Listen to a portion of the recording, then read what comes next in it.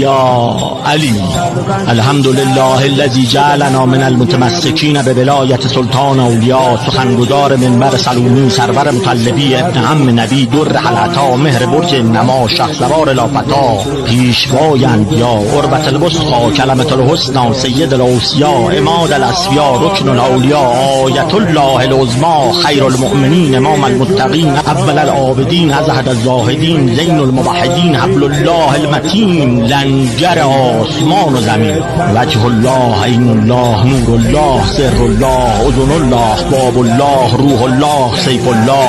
عبدالله، حسد الله الغالب، آقا جانم حیدر امیر المؤمنین علی علیه السلام.